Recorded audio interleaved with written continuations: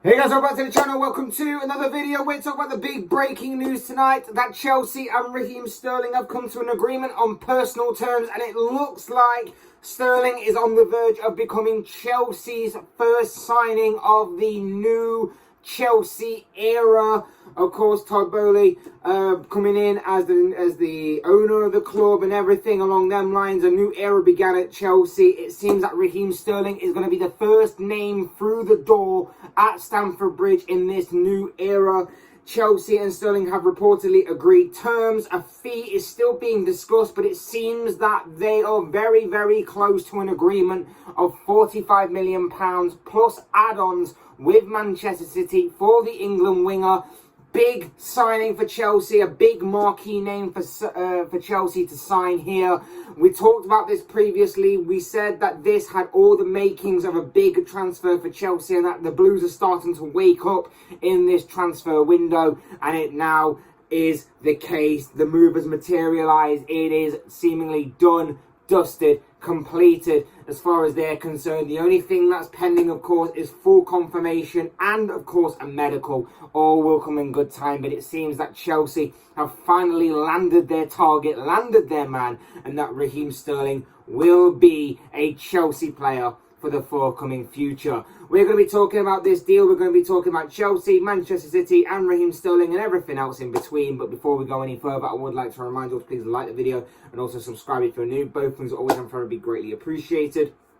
And for now, let's get into the video because the news was broken by a number of journalists tonight. One name in particular was Ben Jacobs, who tweeted, Raheem Sterling has agreed to join Chelsea and will be the Clearlake Bowley's first signing. As previously reported, Chelsea will pay £45 million plus add-ons.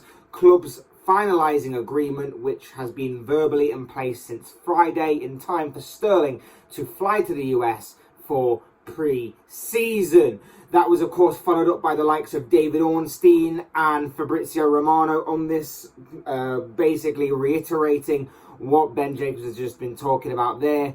And it seems that Chelsea have landed their target. We knew that Chelsea had Sterling on their radar. We knew that City were looking to refresh their squad a little bit, some out with the old and in with the new kind of thing. We've already seen Gabriel Jesus walk out the door at the Etihad this summer. Raheem Sterling's name was also being talked about a lot. That seems to now be fully taking place. There are a few other names that could also be leaving the Etihad this summer, but City are, of course, refreshing their squad with the likes of Erling Haaland and Calvin Phillips walking through the door at the Etihad in response. But this is about Sterling and this is about Chelsea getting their man. Of course, there's been a few outgoings at Chelsea this transfer window already, a few big ones at that, Antonio Rudiger being a standout one. And for a while, there wasn't really much being talked about in terms of incomings, and even though that Chelsea fans were wanting to see a refresh of their own squad in their own way take place this summer, there wasn't a lot until about a couple of weeks ago where Chelsea started to put things out there that they were making moves and about to make some big waves in the transfer window. We, of course, know about the Rafinha thing. That still drags on. It seems that Rafinha did choose Chelsea as his preferred Premier League side, but of course Barcelona still linger in the background, and depending on if they can get things moving their end, they may be able to still hijack that potential Rafinha deal. There's also talk about Ousmane Dembele, but again, it hinders on Barcelona. Sterling was one that seemed like it was very much likely to happen and that it would materialise, and it has. He's a player who is a little bit underappreciated, I think, in all honesty. If I'm to be completely neutral on this, I think he's a little bit underappreciated. I think the thing, like I said in my previous video about him, was when he has a bad day, he has a bad day. That's the thing. When he has a bad day, it's more recognisable than when he has an average day or even an exceptional day. But there's no doubt in his talent. There's no doubt in his quality. There's no doubt about what he brings to the table and the fact that he's Premier League proven. He wouldn't be in a Pep Guardiola Manchester City squad for as long as he has been if he wasn't good enough. And that is a fact.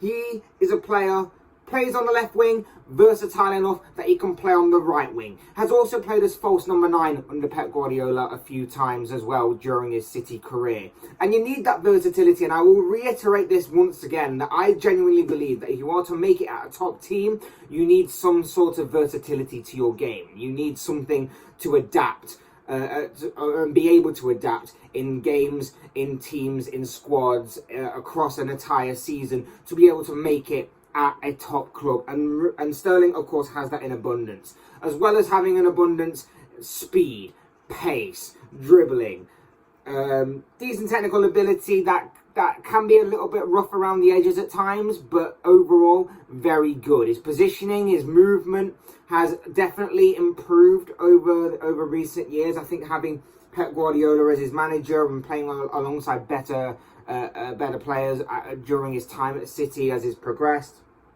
and evolved has obviously helped him with that.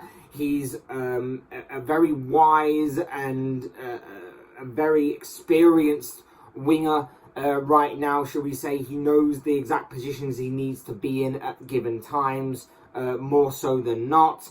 He's obviously an experienced player for his age. I think he's 25 years of age, I believe. I believe he's 25, 26, 27. He's 27 years of age. So he's just about entering the prime of his career. And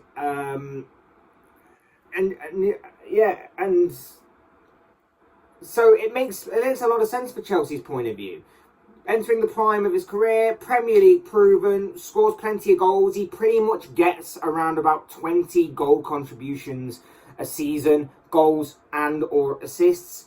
So his output is actually very, very good, and is probably, again, goes a little bit under the radar because people tend to nitpick the bad moments.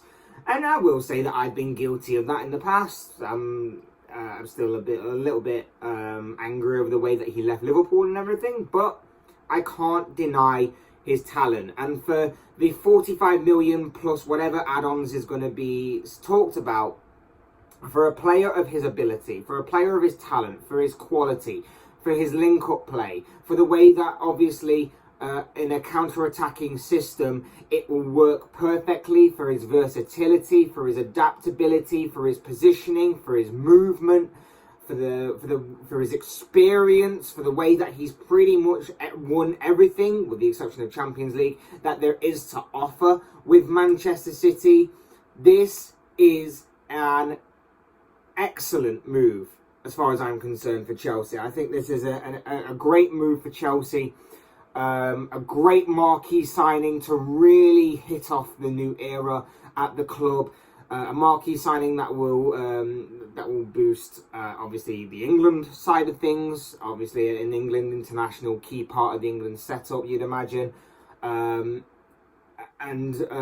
just everything that Raheem Sterling brings to the table is going to be excellent for Chelsea. He's going to suit with his counter-attacking style. He's going to suit with either playing on the left wing or the right wing, predominantly the left wing, I'd imagine, because he does work his best on that side of things. And like I say, his contributions are going to be worthy and a big asset as well, because I think at times last season Chelsea did often struggle when the goals dried up a little bit, and I think that with them not having, at the moment at least, not a consistent enough goal scorer up front, I think if they add goals from other areas, particularly the wing positions, with Sterling, it kind of balances itself out a little bit. And if they can get the Rafinha deal across the line as well, because like I said before, that's still hindering on Barcelona. If they can get that deal fully across the line, done, dusted, confirmed and made official, Sterling on the left, Rafinha on the right, that could be a very incredible combination. And then, of course, you've got Havertz in the sort of false number 9 position, I'm going to assume. You could throw Werner in there if he's going to stay as well. That could be a very dangerous front three going into next season. And Chelsea could be one to watch going forward. I think that this is a very good move for Chelsea. I think for City, maybe I think maybe for City this is the right call to cash in on him now whilst they have the opportunity to. I think he didn't have long left on his original contract, so I think cashing on him now is a smart move for them, especially if they're looking to refresh the squad. And I think for Sterling as well, maybe obviously playing for the best team in England, the Premier League champions, is obviously going to be a big thing for him. But I think maybe just wanting a new challenge, maybe something as well to go along that line of why he would think to leave the club and why he would see his future elsewhere. It's an interesting move for him personally. He could have easily stayed out the last year or so of his contract quite happily. But this seems to be a move that he's wanted and clearly wants, because obviously he wouldn't have moved otherwise. And Chelsea have got their target. Chelsea have got their man. Their first signing under the banner of the new ownership. And may it continue for them, because they needed this.